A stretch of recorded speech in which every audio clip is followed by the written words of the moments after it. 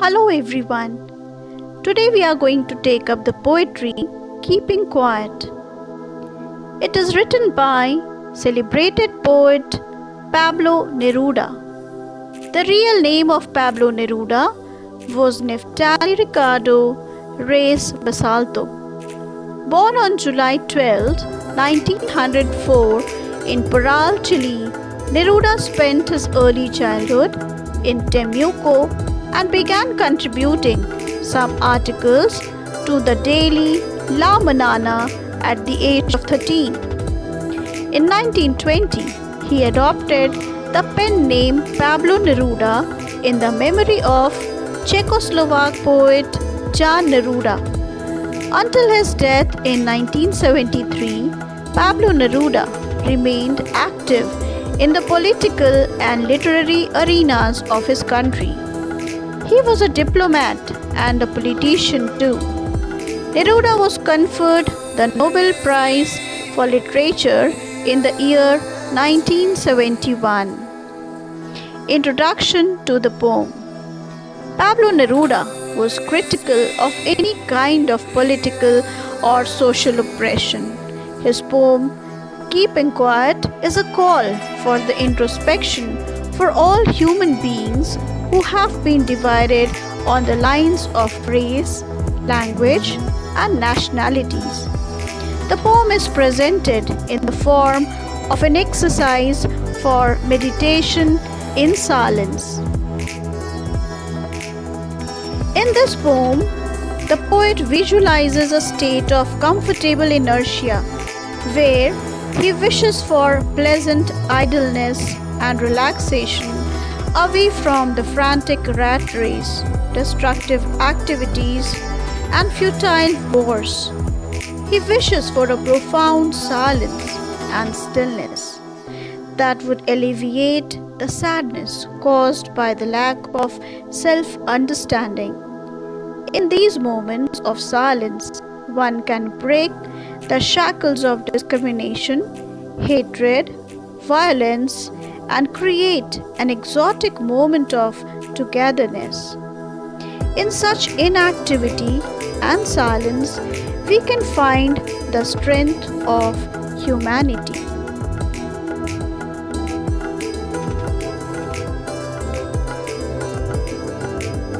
Stanza 1. Now we will count to 12 and we will all keep still.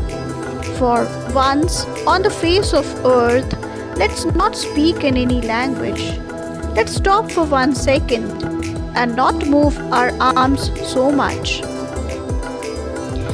The poet begins with counting 12, urging everyone to be still. He chose 12 for several reasons.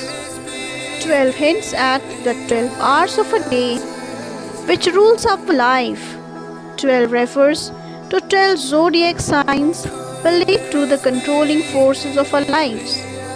12 refers to the 12 months of a year, and if we believe numerology, it's the digit of peace and prosperity. 12 even may be aimed for a preparation for all to be ready to plunge into the state of silence.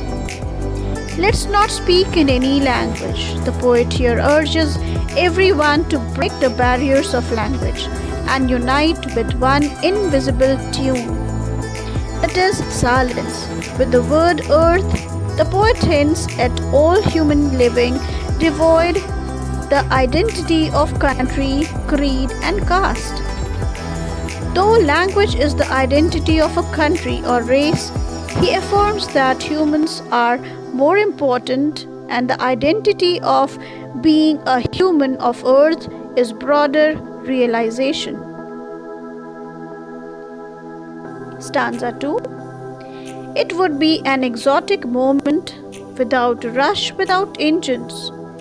We would all be together in a sudden strangeness. We are always on move. We are all busy in accomplishing our work and go on rushing in our lives. The poet even urged to stop engines, referring industrial works causing harms to environment. The poet urges us to stop our personal activities and stop engines and unite in one tune, that is silence. The poet declares silence as exotic because this silence will make us blissful, strange, and will bring complete equilibrium. Stanza 3. Fishermen in the cold sea would not harm whales, and the man gathering salt would look at his hurt hand. If we be still, we shall be able to introspect the mistakes and wrongs done. Here fishermen are the representatives of all kinds of tyrants and killers. The poet wants them to cease their work and realize their mistakes. The salt gatherer is explained as the representative of poor and lower section of the society. They go up to any level to earn their livelihood and often hurt themselves irreparably.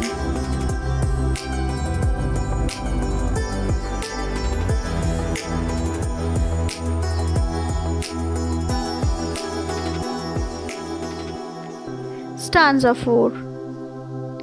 Those who prepare green wars, wars with gas, wars with fire, victory with no survivors, would put on clean clothes and walk about with their brothers in the shade doing nothing. The poet here condemns the people with green wars, biological weapon or creators of pollution, and wars with fire, atomic work. They become victorious, but with no survivors left. The poet mocks at the victory of those people who get victory over destruction. The poet asks them to leave the path of destruction and join the group of silence. He urges them to put on white, symbolizing purity and serenity, clothes, and walk with others doing nothing, meaning anything negative, and doing self-introspection. Stanza 5. What I want should not be confused with total inactivity. Life is what it is about. I want no truck with death. The poet here warns us that his message of silence should not be confused with total inactivity or inertia. He further declares that his message does not have any affinity with death even. His message is aimed at the way of living. He wants us to stop a while and feel the calmness so that a positive introspection is done.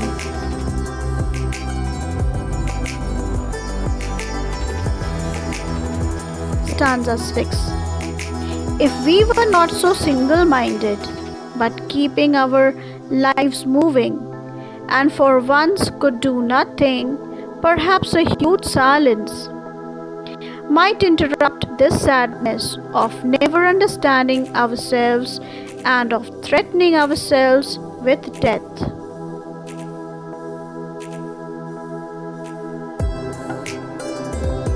We humans are single-minded.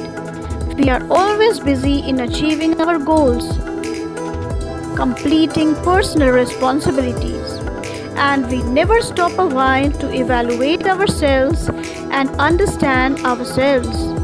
We never understand that we shall never be able to come out of these desires and achievements. If we could stop a while from these using, we would have understood the real purpose of our lives and ourselves. Rather, we go on with the fear of death calculation. How much of our dreams and wishes will be achieved? Stanza 7. Perhaps the earth can teach us, as when everything seems dead and later proves to be alive. Now I'll count up to 12 and you keep quiet and I will go. In conclusion, the poet taught us through the example of earth, which at one season may look as if dead but comes back with life in another season. We experience the change in season, which brings so many different things with it. In winter, things come to a standstill as the water bodies freeze. Trees shed their leaves, etc. But as soon as the spring season comes, it brings with it the lovely flowers, flowing rivers, and a new life is given to the nature. Likewise, our life will also bear certain meaning when we walk on the right path, that is, introspecting in silence.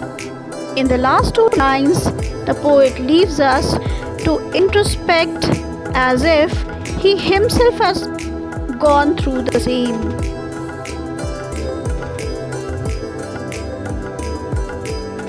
Now let's focus on the poetic devices used in the poetry. The first one we come across is alliteration. There are words used: we will, we would, once on, we would, his hurt hands, sudden strangeness, wore sweat, clean clothes. The second one is antithesis. Count to 12 and we will all keep still. Third is repetition. Without rush, without engines, wars with gas, wars with fire. Fourth one is imagery. Cold sea, symbolized as polar region.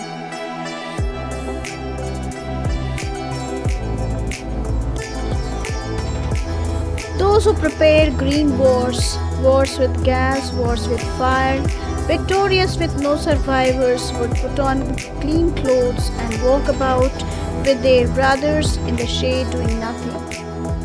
No doubt, the present lockdown observed in all parts of the continents have shown one thing in common. When an unprecedented and unpredictable shadow of inevitable danger looms our life, even the most dreadful enemies of mankind, bloodthirsty extremists, terrible tyrants, dictators, and warmongering leaders tend to resort to maintaining peace and putting their guns down, at least for some time. These are days definitely to be silent, keep quiet, and introspect. Let us understand ourselves. We also got to learn that human desire to overpower, avariciousness to dominate people and land, desire to rule the universe comes to nothing in front of a nanovirus which stealthily takes just seconds to vanquish the whole of humanity. Let us hope that these lockdown days are the days for everyone to purify body and soul and turn out to be good global citizens to create a peaceful, good, healthy, and harmonious world. We cordially thank the brave heroes, the Corona warriors, who with immense courage fought with the situation and tried to bring the situation to a normal condition. Thus, keeping quiet emphasizes the necessity of quiet introspection and creating a feeling of mutual understanding among human beings. It conveys Neruda's philosophy of an exotic moment of silence in today's world and the role of school and inactivity, which can be an antidote to war, violence, hatred, exploitation, and turmoil. By keeping quiet, mankind can try to understand itself and stop harming itself with death and destruction. Thank you everybody.